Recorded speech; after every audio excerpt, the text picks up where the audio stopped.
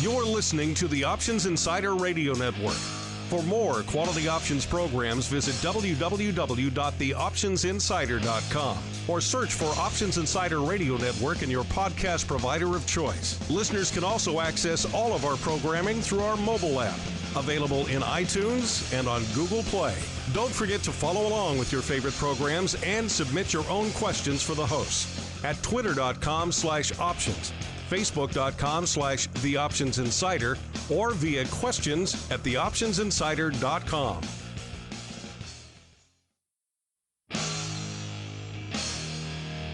And now, it's time for the show that breaks down the options market. From unusual activity alerts to market updates and trading strategies. If it involves puts and calls, then our all-star panel will break it down. It's time to hit the option block with your host, Mark Longo from theoptionsinsider.com and co-hosts, Uncle Mike Tosaw from RCM Asset Management, Andrew the Rock Lobster Giovinazzi, and Mark the Greasy Meatball Sebastian from OptionPit.com.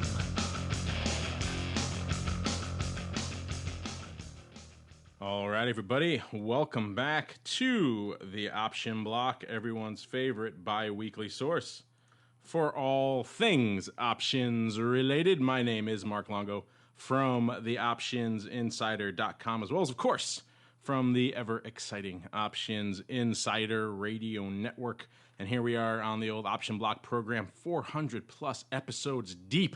And listeners, where can you find all of that options goodness? Not just for this Option Block program, even though we know you love it, but our other dozen programs on the old network as well. Well, of course, over there on the website, theoptionsinsider.com. We've got pretty much all the OB episodes, pretty much everything we have to go right up there on the Insider Radio Network tab. Click on it, and you have an options radio fiesta at your fingertips. And, of course, a lot of great breaking news from the options market, unusual activity, analysis, education, all the other fun stuff sprinkled over there on the website as well. Certainly enough to fill your day, or at least for a few hours for you over there. And, of course, if you want to just mainline the audio, iTunes, TuneIn, Stitcher, all those fun places, and even our own very special mobile app. We know a lot of you guys, particularly out there in the Android ecosystem, really appreciate that because, shall we say, a little bit fragmented on the podcast side of the fence over there in Android land. Even though iTunes these days not doing too great with podcasts as well. Maybe we'll get to that on another program. But before we do that, let me welcome on one of my cohorts here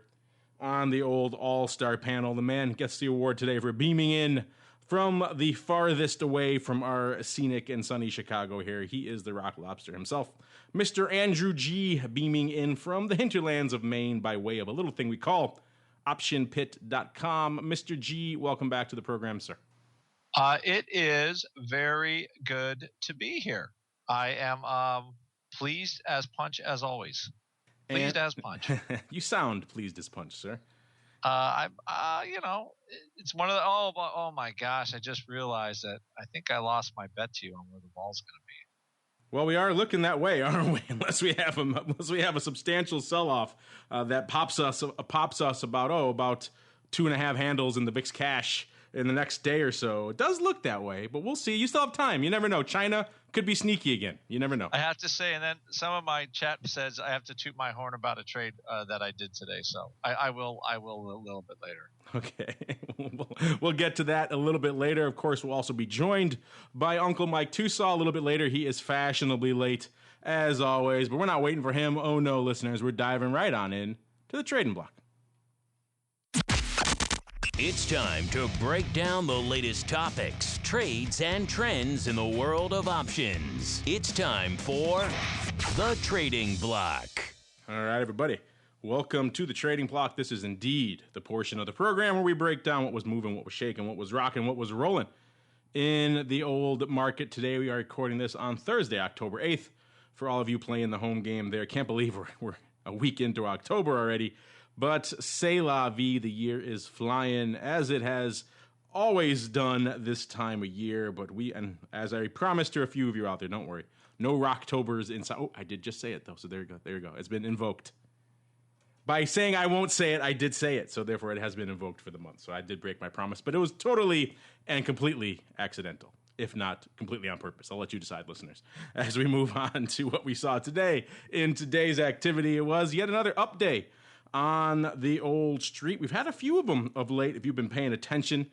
For all you diehard bulls out there of late, kind of a little bit to warm the old cockles out there. The S&P closing just off its highs of the day yet again, so more reinforcement for the bulls off there, closing right around 2013, about 3 handles or so off its high of the day. So yeah, a lot more bullish love out there. The Dow up about percentage-wise, about the same, almost a full percentage point, about 130-odd handles out there. At 17 handles for those of you playing the home game in the S&P, and the NASDAQ, the laggard today, only up about half, or actually a little less than 0.5% on the day.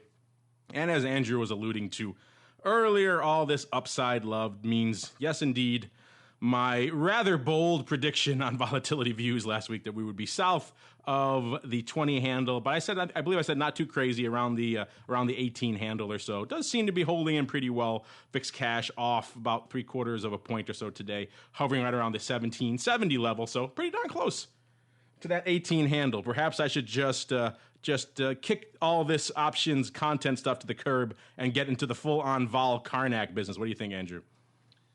As long as you could wear the hat. If you wore the hat, I'm going to say yes, you can do it.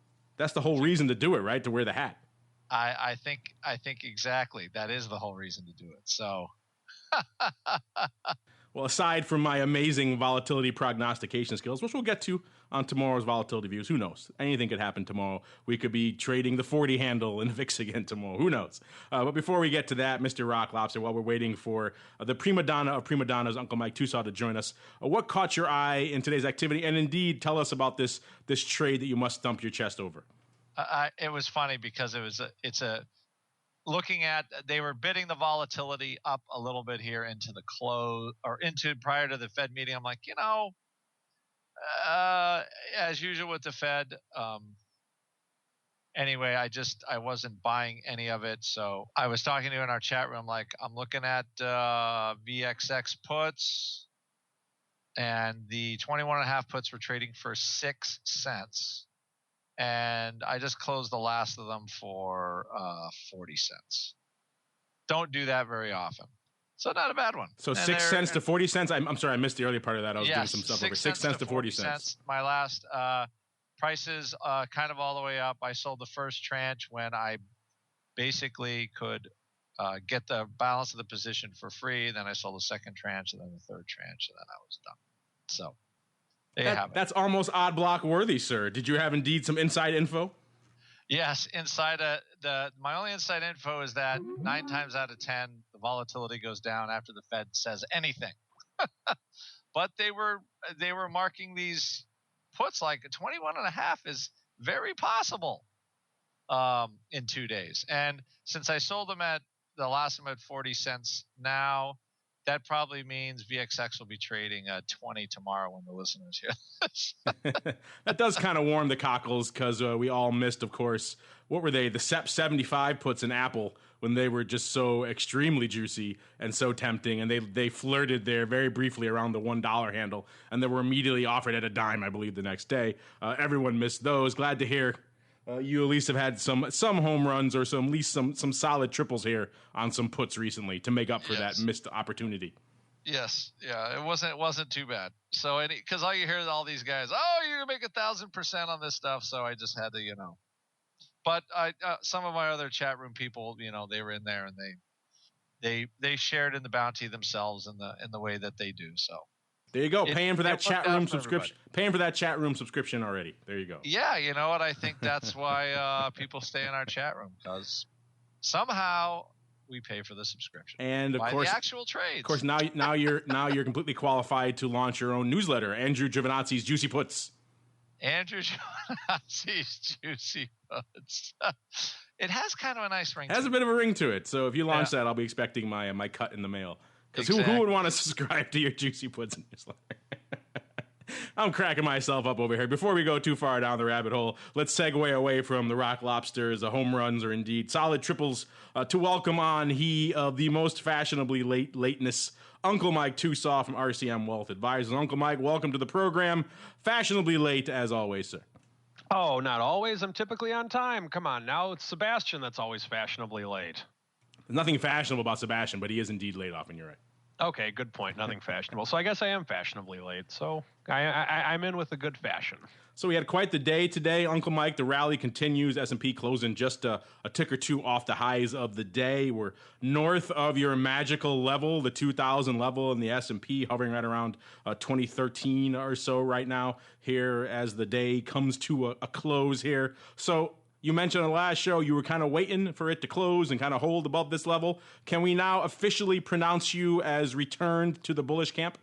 You can, but you probably won't be able to make the announcement until I actually put my money where my mouth is, and that'll either be tomorrow, Monday, or Tuesday. But if we're above these levels, I think it is time to start looking. But let's not get too hasty just because of the fact that we have had quite the rally over the course of these last 5 days or so. And there's typically a time for a pullback, and what I'd like to see is maybe a little bit of a pullback, but I'd like us to stay above the 2,000. The other reason I'd say let's not get too hasty is because the big rally came right after the Fed minutes were released, and I think this is kind of a reaction as to, they're not going to raise rates now, and they really weren't going to raise rates before, so more free money, and then the markets rallied on that type of a rally, and not sure if that's quite the reason to go in altogether, but numbers don't lie. And if we're above the 2,000 level, I'm going to have a hard time staying out of this marketplace just because of the fact that, we're down a couple percentage points on the year in the S&P. And this could be an opportunity for a lot of people to do a lot of different things. The other thing that actually was kind of surprising to me was the fact that, I shouldn't say surprising, but if you saw the movement in the bond market right after the announcement today, it was kind of all over the map. So I thought it was very much, let me bring up my intraday chart here of TLT. Just in looking at it, right around 1:30, right when the announcement was made, we had that ginormous drop, and then we rally on TLT into the close of the market. So I think that bonds are going to tell the story again. I hate to sound too much like our former favorite host, the Viceroy, but I think you need to keep a close eye on bonds to see where this market's going to go as well. Going into these next few days. A lot happening, that's for sure. Oh, and Alcoa, I believe, just reported earnings. I didn't see how they were, but I believe they do report right now. Yes, Alcoa after the bell. We will get to them. Actually, we'll see if we got them now. I think we're still waiting, I think, for a second here. But so what you're saying to us, Uncle Mike, is that after all your talk about how you wanted to rally over 2,000, now you want us to sell off again under 2,000 before you'll be firmly convinced. You're never pleased. No. I want to close over 2,000, which we have, and I want to stay over 2,000 because if we're under 2,000 tomorrow, back at 1940 or something like that, I don't want to get sucked in too quickly. So. Fair enough, is sir. What I'm saying. Fair enough, sir. I got my close over 2,000. I will let you know on the next show if I put my money where my mouth is. Mr. Rock Lobster, of course, we detailed your home run grand slam trade there on those juicy puts as you embark on the newsletter business. Most mazel tov to you, sir, on launching that new venture. But that nonsense aside, there were some other things kicking off in the old market today, including, of course, and we'll get to this more on vol views tomorrow, listeners, but it is worthy of mentioning, of course, today. A lot of you have been writing in saying, hey, wither the VIX weekly options. We got these futures things. How come we don't have the options? Well, they finally came knocking today after a very long delay. Anything catch your eye about those today, Mr. Rock Lobster? They looks like they did decent volume. Let me pull it up here. I was keeping an eye on it throughout the day. I didn't have the final tally on the numbers, but it certainly seemed like it did a respectable amount here. These ones going out here in October here doing, looks like there's 600 on one strike, a couple hundred here, so at least about 3,000 or 4,000, a couple thousand here or so, and these first strip of the weeklies get into the NOV of a little bit less. It's like 100 lot of these NOV weekly 24 puts going out on the 4th, but not 50 lot of the NOV 50 weekly calls going out on the 4th. So someone's got something interesting cooking over there. And then, looks like that's the lion's share of the weekly, just those two right now. But seems like, all in all, decent volume. Anything catch your eye out of the weeklies today, Mr. Rock Lobster? Aside from that crazy 50 lot, that was you. The fact that they actually traded, The VXST kind of was a flame out, but this actually traded, which I thought was that was kind of noteworthy, to be honest. Don't you? Yeah, it's kind of why it caught my eye. I was keeping an eye on the numbers because, they launched the futures and they didn't really resonate for a lot of the reasons we've discussed many times on this program and others, including some of the behind-the-scenes machinations, what goes into listing a new product on these platforms and things. And everyone kept saying, let's wait for the options before we really make a determination. And now here we are. We've seen some products launch with great fanfare and not really do commensurate volume to go along with that fanfare. And VIX, weeklies didn't knock it out of the park by any means. But again, it wasn't a home run day for big VIX options either. It was under the ADV, only 700,000. Still, that's a good volume number. The ADV lately is hovering around 800,000. So didn't even hit its ADV today. So the fact that the product itself wasn't exploding in volume, and yet these weeklies were still doing all right. Like I said, some strikes with some decent volume, 600 here, 700 of the weekly on the 28th, OCT 25 calls, nearly 800 of those, 800 of the puts, maybe a 23, 25 risk reversal, who knows? We'll have to check into that. And my favorite, of course, this 50 lot of the Nove 50 calls. Going out on Nove fourth. What are the odds of that one working out in his favor, Mr. Rock Lobster? We'll just say we can hope for the best for him. We can hope for the best for him. I'm going to hope he did an in-the-money ratio risk reversal. The Nove 20 puts went up 100 times, and then 50 of these calls. He's so bullish. He had to do in-the-money puts and then follow. He was smart, though. He dialed back the ratio on the upside calls. Only did 50 of those. So he's actually a savvy guy. I love this kind of paper. I could do this all day, sir. It does make the radio much more entertaining, I have to say.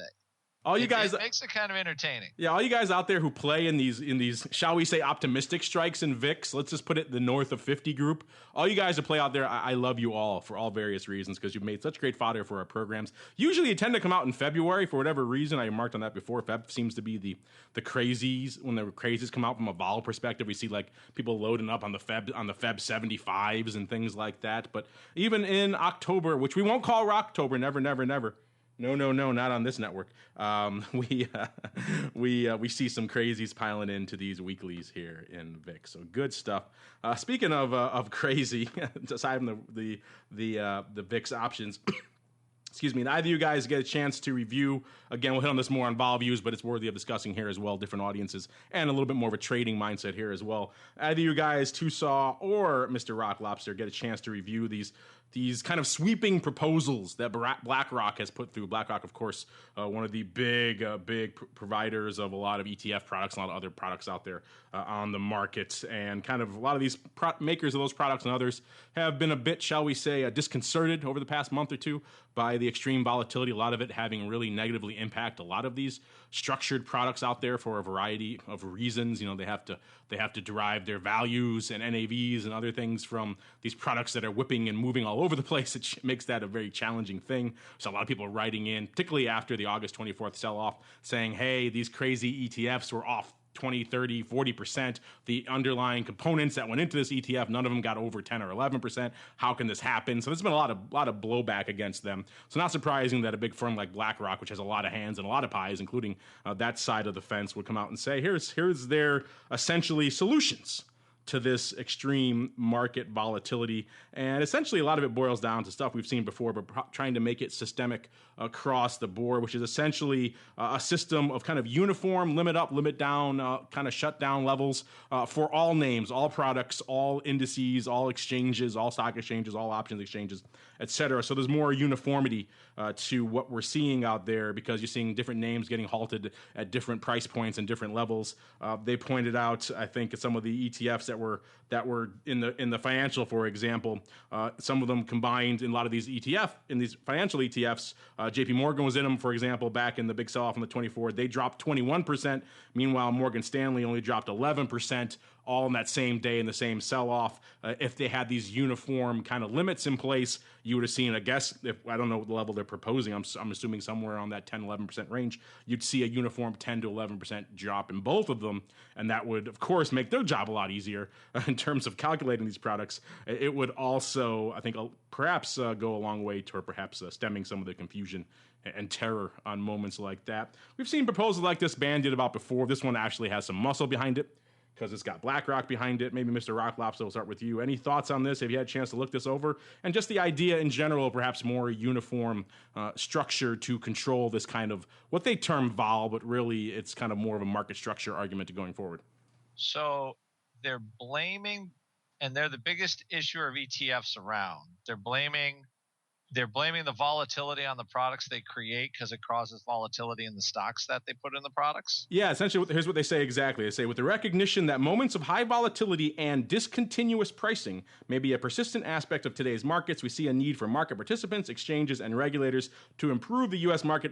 equity market's ability to cope with extraordinary volatility, which they don't say there, but there's heavily implied that, hey, it makes our job a hell of a lot easier to disseminate these products if we can actually figure out what the hell you guys are doing. So I can certainly see why they have a dog in this fight.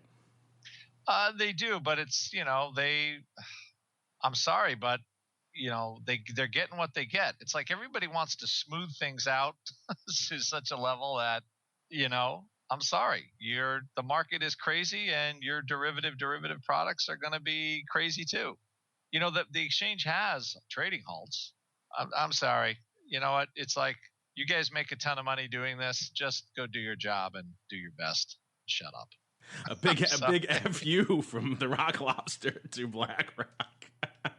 I love it. Go make your products. Go figure it out yourself.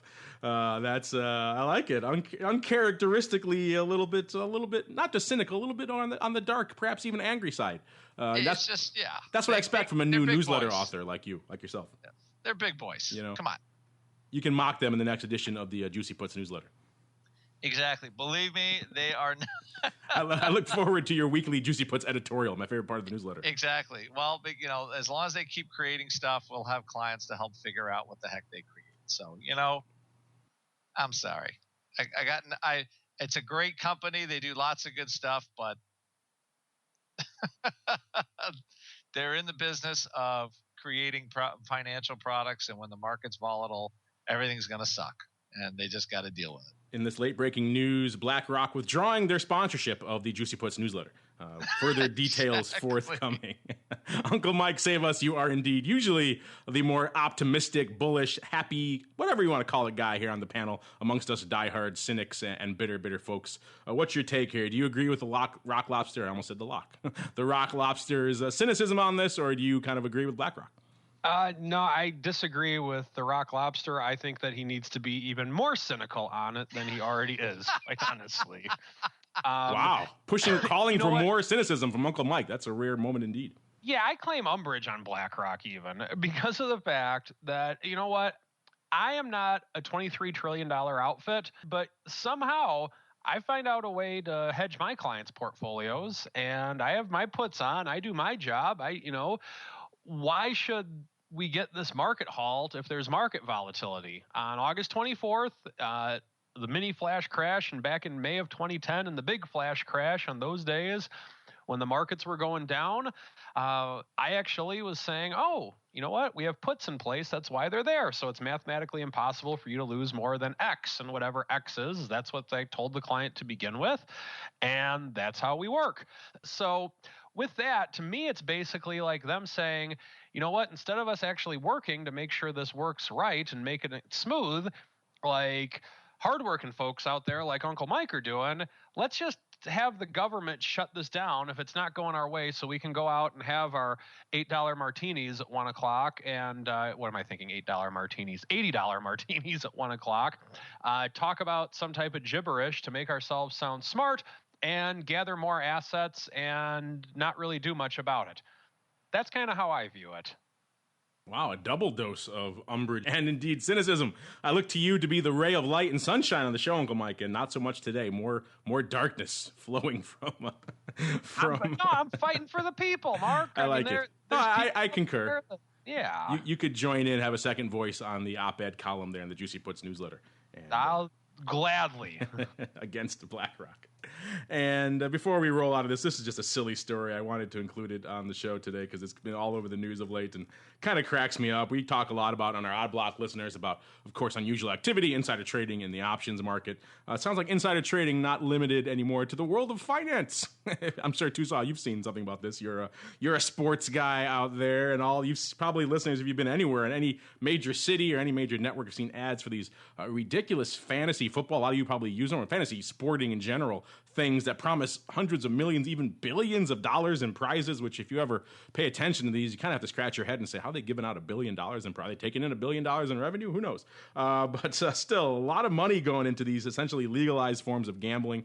And now we're finding a lot of people have been complaining, particularly out there in Las Vegas and in the actual gambling arena. These guys aren't legalized and not regulated. You know, they're kind of making money on our coattails. Seems like people are starting to take a second look at them, including, this is great, some insider trading going on at some of these firms. Again, not at all options related, but just too fun to ignore. These guys, apparently the two big ones are DraftKings and FanDuel, apparently, and they all have their different machinations for how they calculate things. It's how they get around being gambling or being referred to as gambling. They have to buy points. It's not just who wins. It's all different things. There's momentum, who gets, most knockouts, whatever the case may be.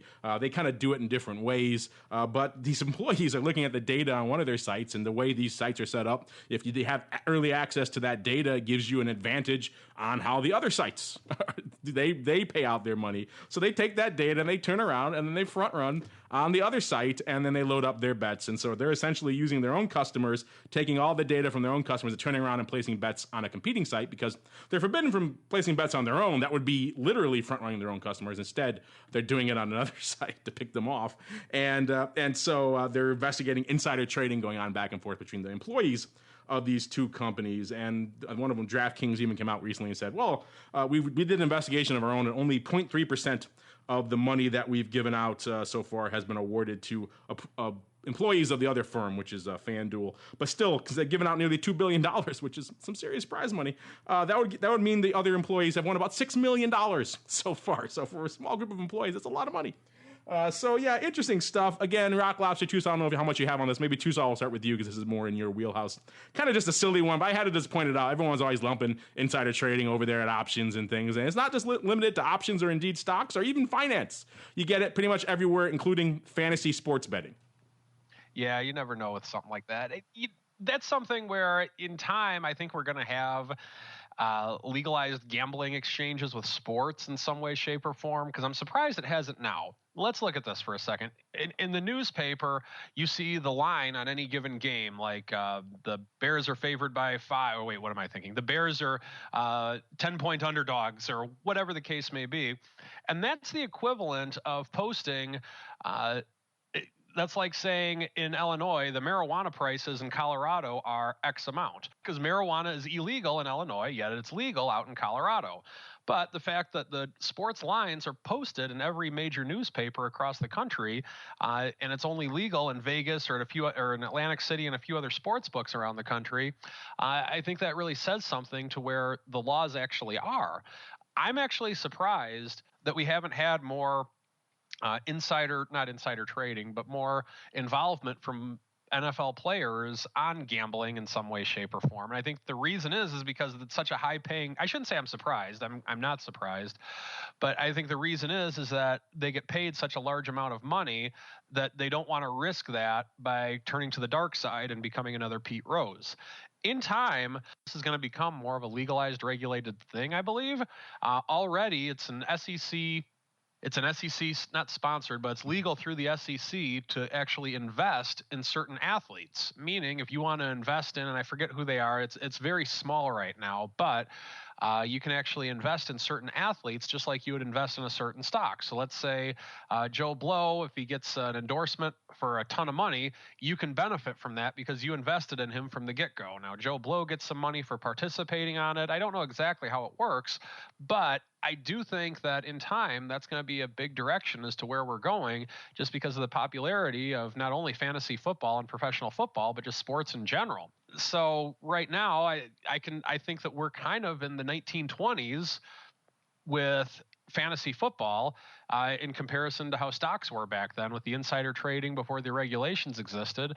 And I expect to see more stuff like what happened in this article. This doesn't surprise me a bit. And I think that we're going to continue to get more of this, and we will get more regulation, and it's as it just grows more and more popular. Yeah, that's what really scares these guys is the prospect of regulation. The Attorney General already investigating them. Some congressmen announcing they're probably going to start regulating this industry a lot more. So yeah, that's really scares these guys. I think the days of these billion-dollar prize pools might be going away as this high-flying, unregulated side of the space getting brought down to earth perhaps a little bit. But the getting was good while they got it, so good for them. But who knows how much longer they'll be doing that, or at least in this current capacity. Meanwhile, let's move on from the land of pretend insider trading into the real thing. It's time for the Odd Block. It's time to break down the most interesting, unusual, and downright questionable options activity that's been identified by theoptionsinsider.com. It's time for the Odd Block.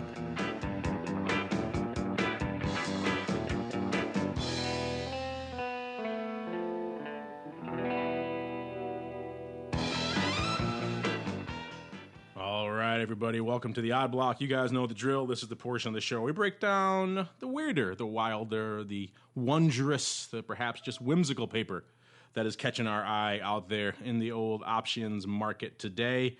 We're going to kick things off with one we haven't talked about in a while. We've kind of been so obsessed with oil exploration and our biotechs and indeed tech.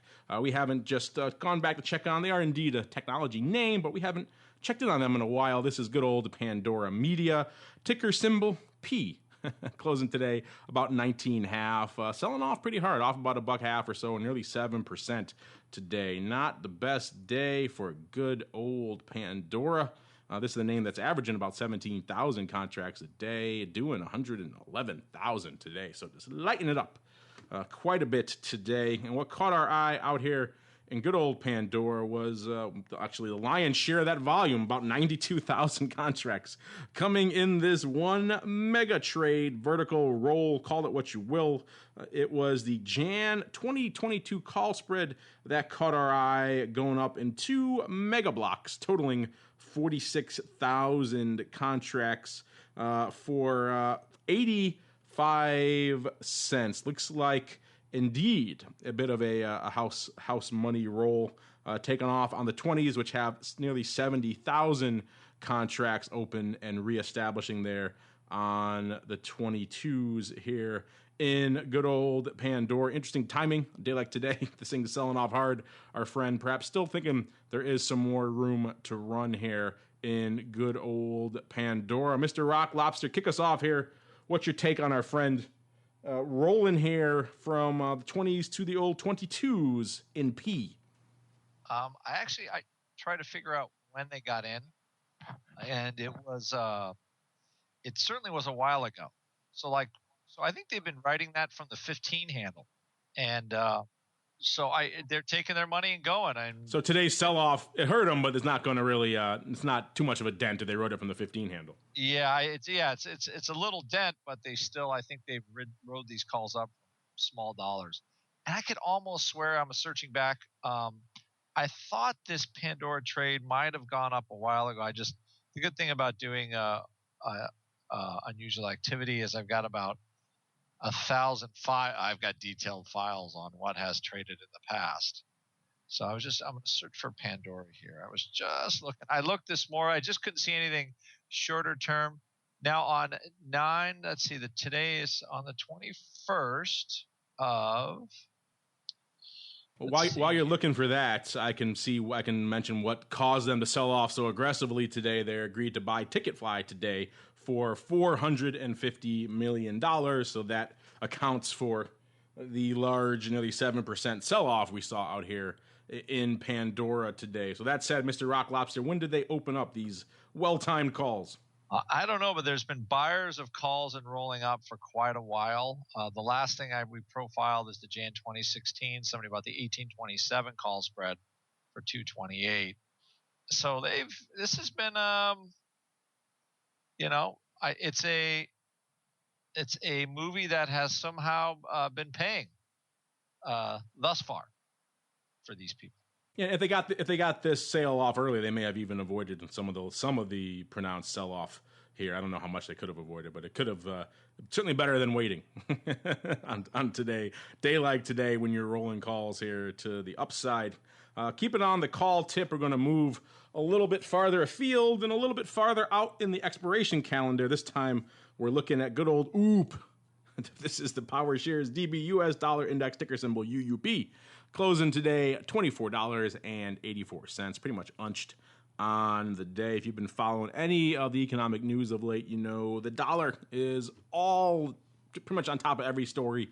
You see strong dollar. How does that affect large companies, small cap companies, et cetera, how that's going to impact the Fed. So the dollar has been top of mind for a lot of people of late, and certainly was for our friend out here in UUP. This is the name that does about 19,000 contracts a day, 19.5 or so, doing about 2x that, 40,000 today. And of that 40,000, about 32,000 coming in this one mega trade. It started off with a 24,000 going up in scattered blocks. That's a lot of small scattered blocks on the exchanges. These March 25 calls, paper buy-in for prices around 53 cents. Like I said, as the day went on, another 8,000 piling into the tune of about 32,000, the latter at some different prices. But they closed, actually, 53 at 54. So these things didn't budge that much. Underlying didn't really move that much, even though there was a buying frenzy in these things. Only about 1,800 contracts open on this strike, so clearly open in paper. Looking at the chart, this one's, if it is indeed as it appears to be on the surface, this one's a bit optimistic. UUP kind of hovering near the uppermost band there of the 1 year range or so. It did flirt a little bit north of 26 for a while, about 26.5.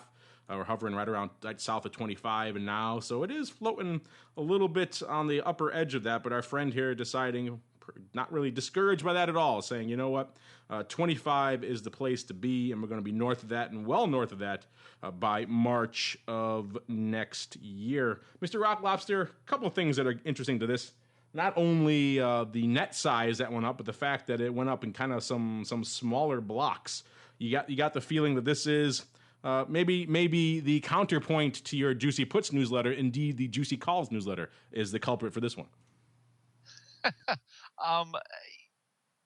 We looked at this, and the thing was, buying the 25s. I think we'd rather buy the 24s. It does look like it looks like the Juicy Call newsletter buy, because the only kid in town that is even remotely hinting about raising rates is the United States. Everybody else is doing the beggar thy neighbor thing with, China with I think in China's devaluation probably started the volatility, just freaked everybody out.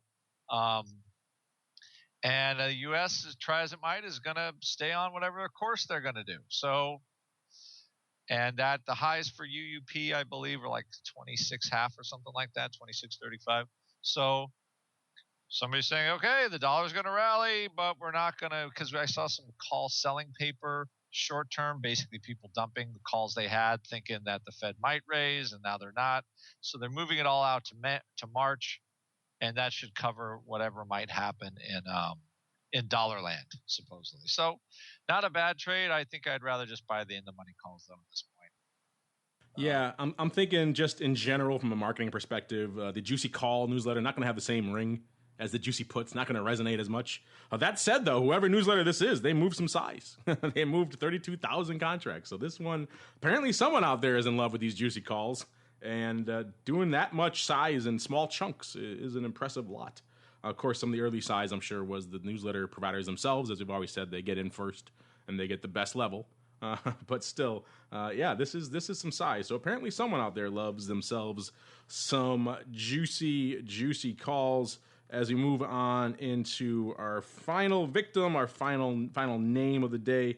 Call them what you will, listeners. Staying out of oil exploration today. We managed to do that somehow. A small miracle, given what's been cooking over there the past couple of weeks. They are going to finish things up here. Going into the ADR realm, this is going to be America Mobile SAB, ticker symbol AMX. If you're not familiar with this one. This is a holding company that provides telecommunications services in 25 countries around the world. And this is a name that does about 3,000 contracts a day, doing about 8,500 today, closing about just a little tick under $18, up about 28 cents or about 1.5% on the day today. And what we saw once again was a little bit longer term and some upside call love. Maybe that juicy call newsletter strikes again. Mr. Rock Lobster. This time we're getting a little closer to home this time in Jan. The Jan 45s paper coming out and just gobbling these up to the tune of 6,750, saying yes, please, for 45 cents. As the day went on, looks like another about 800 or so going up, total of about 7,500 and some on the day. Total open interest, just 255 contracts. So clearly open in paper. That initial kind all went up in one big block on the SIBO. Marked spread, looks like some stock went up with these guys as well, doing it the old delta neutral way. So someone obviously loving themselves some volatility out here in good old AMX. Mr. Rock Lobster, blah, one more time. Mr. Rock Lobster, take us home on this vol-loving delta neutral trade out here in AMX, but not to be confused with Amex. Not to be confused with Amex. Again, delta neutral, I don't understand the delta neutral part because, it's you need some. I mean, this name does not move very much. I love saying this to you because it drives you crazy, but it is a name that I used to trade, and it was not one buying volatility was a whole lot of fun in. So I wish this customer luck. That's all I got to say. Delta neutral back spread, it's one of the biggest monopolies in Mexico, or they're trying to undo the monopoly. Maybe that's what they're seeing for movement, but it's a very meh trade for me unless you think something absolutely super duper fantastic is going to happen. It could. Yeah, we had a few of those, particularly out in Intel towards the end of my run there on the SIBO, where if you have tried to avoid holding any upside portion of the skew if at all possible, because you knew it was just kind of like the VXX puts, they're going to come your way eventually. You knew those calls, anything you had on the upside portion of the skew were going to just hurt you, and it was going to be a slow, lingering death. And so painful. You did not want to hold it at all. I never traded this one, but it sounds like this one could be in the same ballpark. There you go, listeners, a little bit outside our typical range, talking dollar, talking streaming audio, and wrapping it up with some slow, perhaps vol erosion in the near future for our friend out there in AMX. Meanwhile, it's time for us to keep on rolling. It's Thursday. It means it's time. I'm tossing all over the place today. It's Thursday. That means it's time for you guys to join us on the program today and open up the mail block. It's time to take your seat on the All-Star panel as we read your emails, tweets, Facebook messages, website comments, and much more. It's time for the Mail Block. All right, everybody, you guys know the drill. This is the portion of the show where you guys get to make your questions, your comments, your insights, your umbrage known to us here on the old All-Star panel. No shortage of ways to do just that. Optionsinsider.com. Post a comment. Send us a question via the feedback form there. Twitter.com/options. Facebook.com/theoptionsinsider. StockTwits.com/optionsinsider. Or just questions at theoptionsinsider.com. Let's see. We got quite a few to let's just hit on as many as we can. Come up with Dave. Got the general kind of vague question. We've seen variations on this recently as well. Everyone's got this on their brain, I think. He says, would you say the options market leads the underlying from a price perspective? Mr. Rock Lobster, Mr. Uncle Mike Tosaw. We've seen variations on this theme a lot lately. It seems like since the sell-off in August, they've been reading articles or whatever it is. Everyone's got this on their brain that options, it seems like this narrative is getting played up again, that options are the maestro. They set the tune to which the stock market dances. And we've just kind of debunked this before.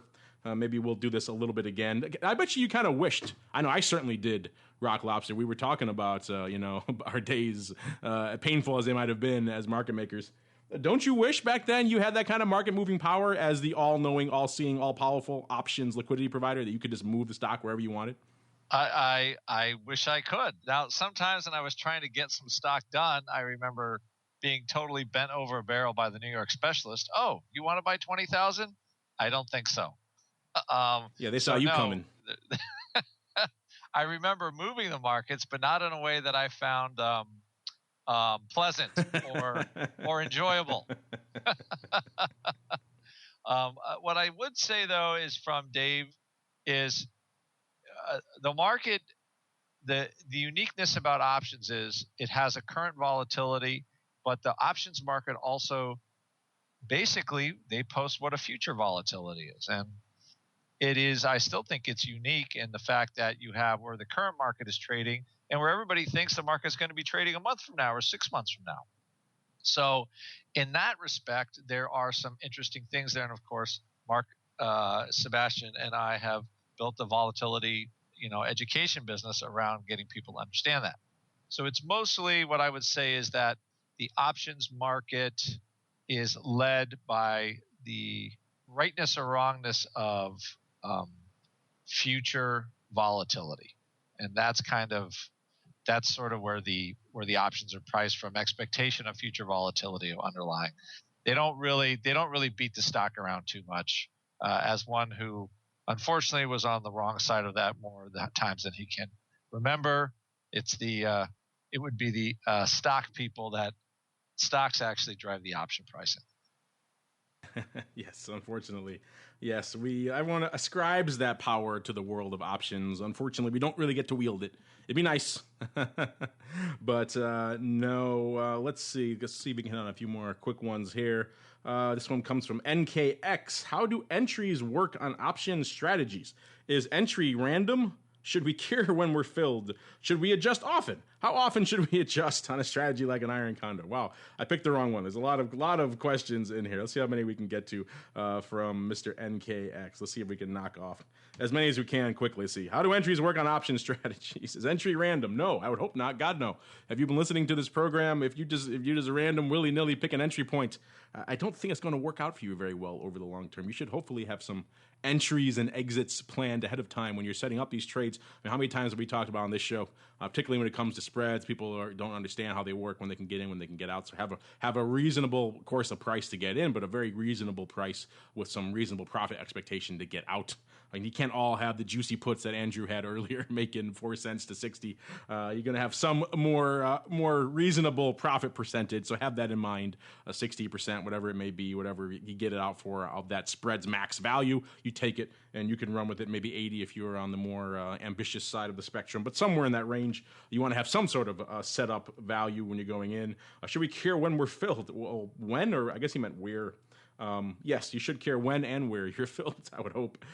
Should we adjust often? Oh, there's so much here. Uncle Mike, I can see you chomping at the bit here. You haven't had a chance to chat in a while, so I'll let you run with the rest of these because there's quite a few here. He wants to know, to continue where we were, he wants to know, should he adjust often? How often should he adjust a strategy like an iron condor? Go, sir, the floor is yours. All right, so this is once again my theory on the etiology of the word option trade adjustment comes from a stockbroker telling his client that, oh, we need to adjust this option trade. It kind of went against us a little bit, but we'll make an adjustment on it. Now, there's two benefits for the stockbroker on that. Benefit number one, he'll get another commission. Benefit number two, he doesn't have to tell his client that, oh, we just got our butts kicked on a trade. He just says, oh, we're just making an adjustment. Sounds a lot better. The client doesn't have to hear that he lost money, and the stockbroker doesn't have to tell him that he lost money. He just says, oh, we're making an adjustment. Now, with that being said, there are times to make an adjustment, I think, but the reason that you make an adjustment is oftentimes because a trade went against you. So let's say that perhaps you have a vertical call spread and you're short a vertical call spread and it's going against you. Well, maybe you buy a longer term call to hedge it a little bit, maybe a 1 for 10. So if you're short 10 call spreads, maybe you buy a 1 lot deep in the money long call to balance the deltas. And maybe that's a way to which you want to continue to collect time decay, but yet still have some delta protection.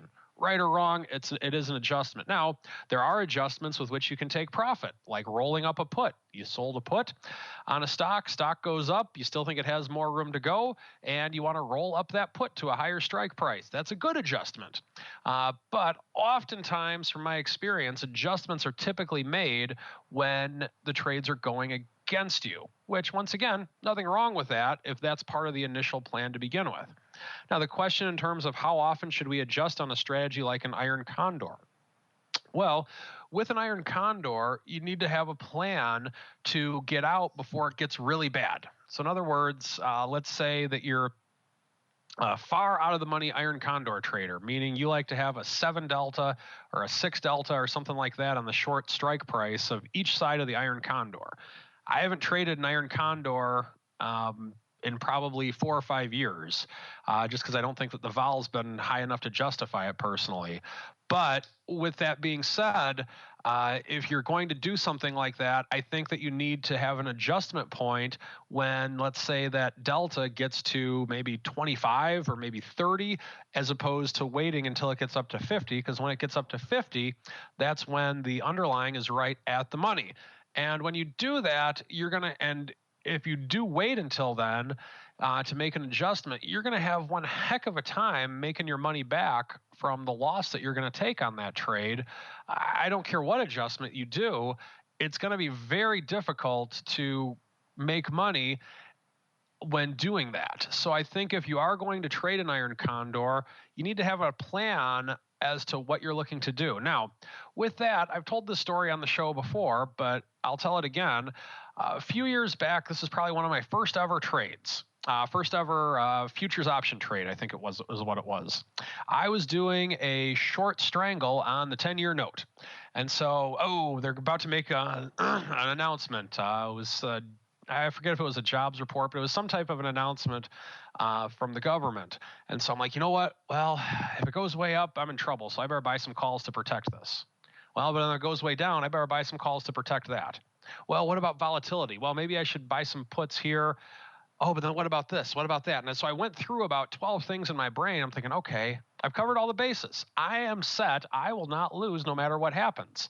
And so after making about 12 trades and 12 adjustments to this one position, I'm feeling real good about myself, because I'm like, you know what? There's no way I can lose money. If it goes up, down, if vol goes up, vol goes down, I am in great shape. And I looked at my position delta, theta, gamma, vega, and rho on it, and all across the board, it was pretty much like 0, 0, 0, -1, +1, 0, 0. And I realized that I just traded myself into a corner, so to speak, meaning I flattened out the position to where I might as well have just gone to cash. So there is a such thing as over adjusting, and make sure that you don't fall into that. That's why I love tossing it to Uncle Mike. He's got an anecdote for pretty much every scenario ready to go at the top of his head. Yes, how many times have we seen that as well? People write in with their, here, look at my adjustments. And what initially was a well thought out, carefully planned trade has just become this Frankenstein's monster of adjustments to the point where it's unrecognizable. And like your scenario there's no appreciable Greeks to it. There's no appreciable MO for doing it. It's just this hybrid monstrosity that you've created out of random willy-nilly adjustments. On the flip side, why is it always the iron condor guys who write in about adjustments? It seems like that seems to be the question du jour when it comes to adjustments. Adjust my iron condors. I guess they just love to adjust, that crowd. And of course, iron condor, very popular strategy, even though it is indeed an iron butterfly for cowards. That's a conversation for another day. I chose incorrectly on the questions. I apologize to everyone. Picked a longer one than I thought. So if you didn't get on the show, we'll get on you next week. Don't worry. In the meantime, we got to keep on rolling right on into Around the Block. It's time to tell you what we'll be watching on our trading screens until the next episode. It's time for Around the Block. Around the Block it is. Listeners, you know what that means. It means it's time to talk about what we're watching, keeping an eye on for the rest of this week into the weekend. And it is a bit of a pleasant refresher to not have to talk about Janet Yellen, not have to talk about what the hell's going on in China, at least this minute. We can kind of, as Uncle Mike alluded to at the top of the show, kind of refer back to the domestic market bliss that is earnings season. And it did indeed kick off today with our old friend Alcoa. coming out today. They closed right about $11 even. That 11 handle straddle, and the weekly is going out about 70 cents or so. So pricing in a decent move, nothing too extravagant. It is indeed Alcoa. It's not, Google or something or Priceline. And looks like in the after hours, they're off about 50 cents or so. So right within the range of that straddle, kind of about what you expect from good old Alcoa. Something interesting, something decent, but nothing too earth-shattering. Of course, they had some big news a few weeks back as well. I'm sure that probably took a lot of the shine off the earnings announcement this quarter. All right, aside from the old Alcoa kicking us off, what else is top of mind? Perhaps we'll start with you this time, Mr. Rock Lobster. What do you keep an eye on for the rest of this week, aside from the fact that your VIX prognostication, your VIX wager is looking worse by the minute? Yeah, I thought we would hang out a little bit longer. But just you can't keep a bull down, I guess, or something like that. So, anyway, as far as I'm sorry. Now that I've seen the 17 handle in VIX, I think we're since August, and we had that August meltdown. This is the low touch for VIX, and like I say with volatility, you need a lower vol to get a new lower one. So I'm just staying out of the way of volatility going down, and let's see what happens. So I don't see much else. I guess we're going to have a non-farm payroll report here coming up in a few weeks, but we have earnings, and if the earnings are halfway decent, that'll kind of crater the volatility a little more. So just not seeing the big we're not seeing those big downside moves anymore, and I don't know what switch flipped last Friday, but right after vol views, oh my gosh, everybody loved it. I'm telling you, they heard the prognostication, sir. It didn't take long for us to say, you know what, 20 in the rearview mirror. Let us never look back there again. Breaking the streak. I think we got to like 30 days above 20 in the VIX cash. So somewhere in the, I think, 18 range of that top 20 or so periods without over 20 in the VIX. I think we just eclipsed that well-known February of 1990, the Valentine's Day VIX rally that everyone refers to on a daily basis. And you say you're talking about VIX coming off, Mr. Rock Lobster, but you know that was you gobbling up 50 of those weekly 50s out there. I'm not letting that one go. That one's just too good. I got to dig into that one a little more and see what was lurking behind the scenes, aside from the fact that the Rock Lobster is hedging his VIX trade, or perhaps doubling down, Texas hedging, with some upside in the weeklies and VIX. That was you, sir. Yes, I wish. But, if you have an opinion, and if the market conditions change, you have to roll with it. You just can't be, ridiculously stubborn and let it run over you. However, I have to say I was short a little volatility for this right now. So I'm not totally once the cookie was off, the crumble was off the cookie on Monday, I definitely changed my tune. And Mr. Uncle Mike, take us home, sir. What are you watching for the rest of this week into the weekend? Yeah, just earnings. We actually have something domestic to look at. I am excited to look at something and not have to talk about what the Fed is doing, with the exception of the Fed. One of the Fed governors is going to be interviewed tomorrow. So I'll be watching that tomorrow, and that's on Friday for those of you listening to it at home. But after that, I think we're just going to actually get to look and see how actual stocks are doing and get to be investors again instead of Fed guessers. That would be a refreshing change of pace, sir. And that's going to do it for the old Around the Block. It's also going to do it for this episode of the Option Block. But don't worry, we'll be back next week with more options goodness. Before we go, really quickly, let me check back in with my cohorts here, my partners in crime. Mr. Rock Lobster, we'll start with you. In addition to loading up on, shall we say, over-optimistic upside in the VIX weeklies, what else is coming down the pike in the land of the pit? Exactly, that upside. Good. Coming up in land of the pit, we have November 7th, I believe, will be our next webinar, and it will be on fixing broken positions. So the very listener we had that had all those questions, that is exactly what we'll address on a Saturday 2-hour webinar format. It will cost you a little money, but like I always say about our webinars, you're going to easily learn something that will save you those same dollars probably the very next day. Yes, just look at all those juicy puts you could have bought if you were in the chat room today, listeners. And make sure, get ready to sign up for his newsletter, forthcoming. Meanwhile, Uncle Mike, what's cooking in the land of RCM? We do have openings right now. If you are looking to have money managed by someone such as myself at RCM, if that's something with which you are interested in, you just have a few $100s a month to invest, feel free to give me a call at 312-212-3531 or send me an email at mtosaw@rcmfs.com. There you go, listeners. Reach out to him. Let him roll your puts or indeed dissuade you from buying a lot of VIX, a weekly call upside, whatever your flavor is. He can talk you down off the ledge or perhaps roll and adjust for you. Reach out to him, Uncle Mike, and let him have the sleepless nights so you don't have to. And on behalf of Uncle Mike and the Rock Lobster, and indeed myself, I want to thank all of you out there in the listening audience for downloading, streaming, subscribing, sending in such great questions. Keep them coming. Love to hear from you. And we'll see you guys next time right here on the Option Block.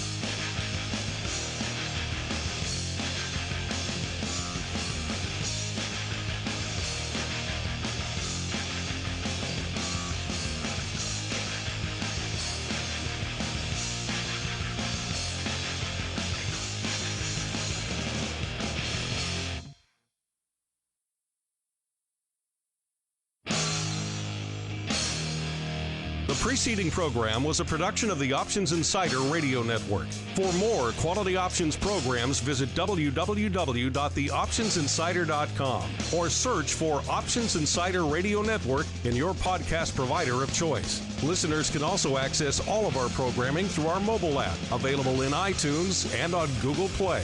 Don't forget to follow along with your favorite programs and submit your own questions for the hosts at twitter.com/options, facebook.com/theoptionsinsider, or via questions at theoptionsinsider.com.